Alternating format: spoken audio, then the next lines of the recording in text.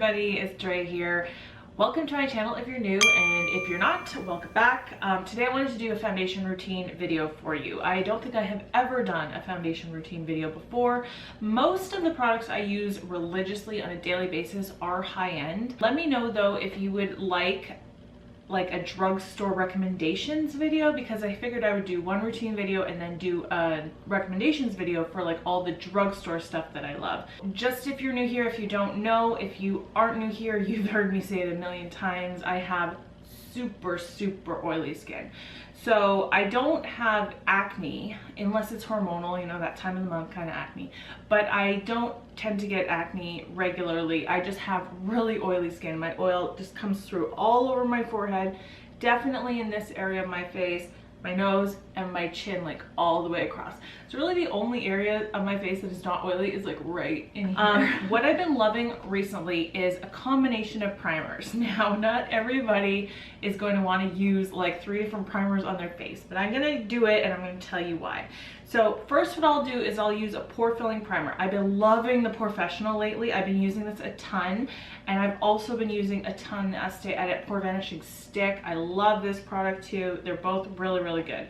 I just wanted to let you know about both of them because I've been using them pretty much equally. I'm almost done this Porefessional, and I'll probably buy like a big size once I'm fully done it, but it's like almost gone. So I'm gonna put the Porefessional right in the middle of my forehead where all the majority of my large pores are, and then right here and right here. That's where I have the biggest pores on my face. So I don't want to put it all over my face because I don't have pores all over my face. This is kind of like, you know how people multi-mask? Well, I'm multi-priming because there's different areas of my face that need different things. So I'm going to use the Cover FX Illuminating Primer on the parts of my face that don't need any mattifying. So like right here and right here. And then to get my makeup just to have that stick, the reason a lot of people prime is just to make their makeup last longer, I'm going to use the Smashbor Photo Finish Primer Water. So the reason I like to use this is because I can just spray it like all over and I don't need to worry about those other two where I put them. This is just kind of like a final step, and I use this all the time. So this is my current favorite foundation. I love it to death. It is so good for oily skin. It's the Smashbor Studio Skin 15-Hour Wear Hydrating Foundation. You wouldn't think with the word hydrating in it that it would be good for an oily skin person, but it totally is. This is medium to full coverage and it's gonna last all day, but it still looks like natural skin, so it doesn't look like a mask, you know, like a lot of full coverage foundations do.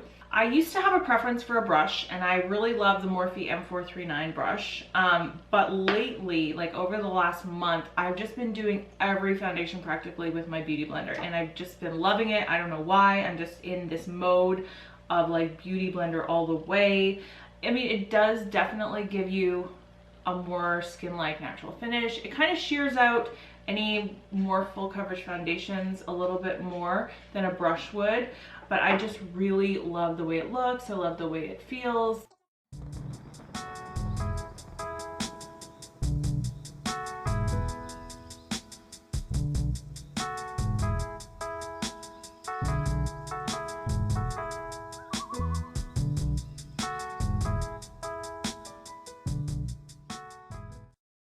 People might want to color correct if you have a lot of redness before you go in with foundation. The only thing I ever color correct is my dark circles, and for that I always use the Urban Decay color correcting fluid in peach. Whenever you're doing this, don't overdo the color correcting. You don't need to do a huge triangle like with concealer, you know, that's like for highlighting or whatever. I just do a few dots right on the actual dark circle because you don't want to put peach on your skin because then it's just gonna look like peach. What you're doing here is canceling one color out with another opposite color on the color spectrum, right? That's the whole like idea of color correcting.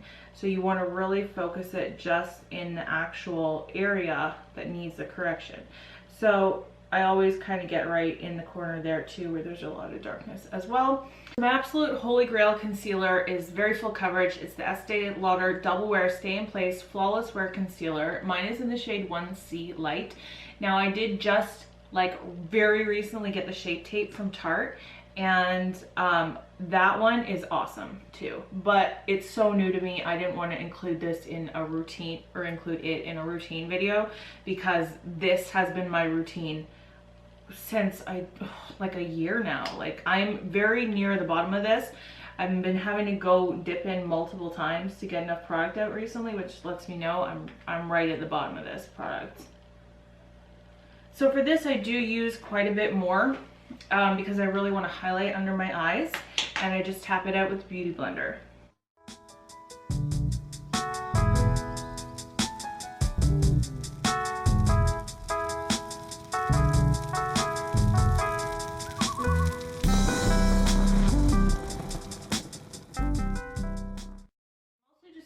Highlight a little bit the rest of my face, not too much. Like, I don't want to do a huge amount, so I'm just gonna put a little bit on my forehead. I never really do my nose because my nose is so oily to begin with. I don't want to put like layers of product on it, but I will kind of just do Cupid's bow and maybe just a tiny bit on the chin.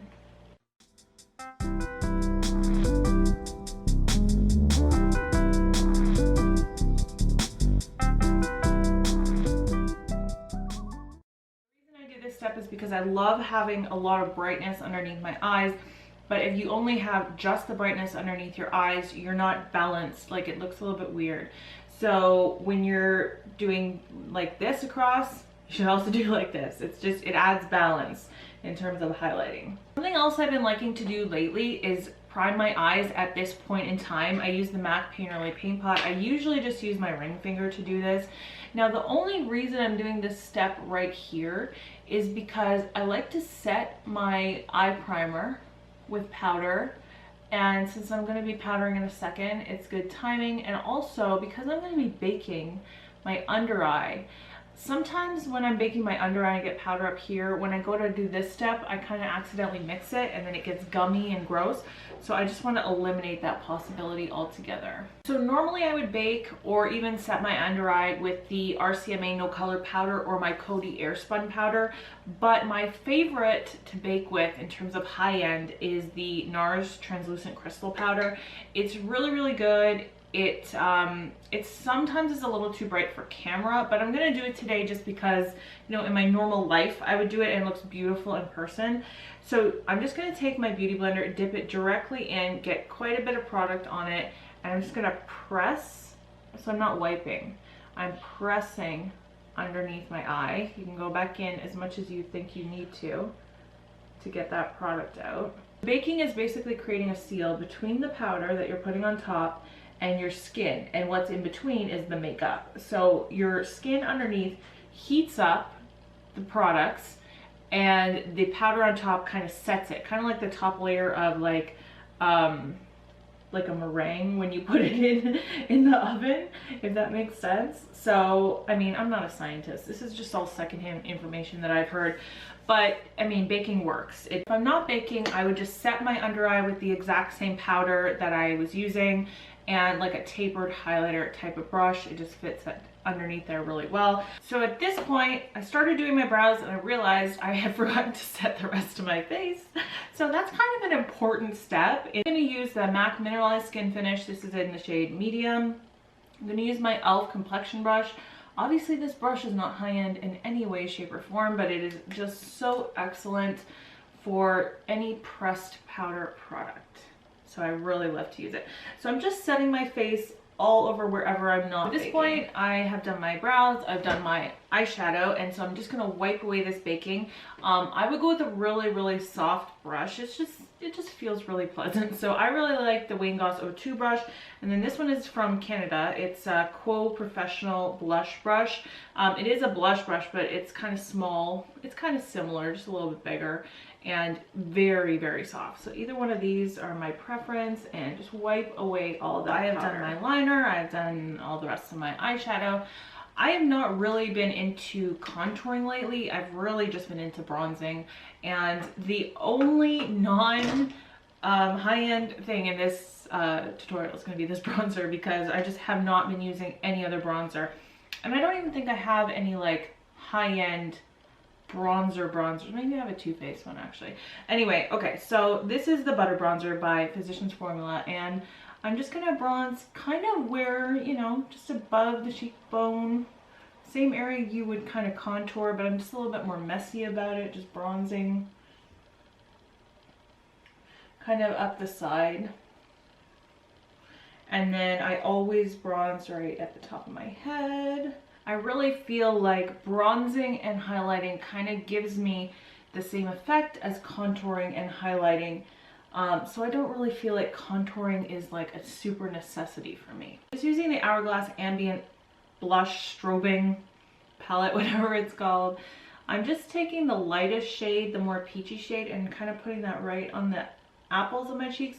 This is a super buildable blush. You don't need to go crazy. I always do my setting spray before I do mascara, because sometimes mascaras will like transfer on me if I do it after. So it's just my own like superstitious thing. MAC Fix Plus is my absolute favorite because there's just something about it I haven't been able to find like replicated in any other product. It just melds all the different powders, foundations, everything together on your face, and it just makes it even more skin-like. And even with oily skin, I don't find that this like overdoes it. I don't find that I'm looking super greasy or anything. It's just like the perfect amount. Okay, so that is it. I've done the rest of my face. In case you're wondering, I have the Charlotte Tilbury Lip Cheat in Pillow Talk on my lips with the Nars Velvet Lip Glide in Playpen. I will have all of the products down in the description bar below with links as to everything I used that I showed you, and even the stuff that I didn't show you that is also on my face. So everything will be down there for you. I hope that you found this really valuable. Let me know if you have any questions at all in the comments below. And if you like this, please give it a thumbs up. That really, really helps me out. And don't forget to subscribe if you haven't already. I would love to see you around in my future videos. And I hope you are having a great day wherever you are and whatever you're doing today. And I will see you in my next video. Bye, guys.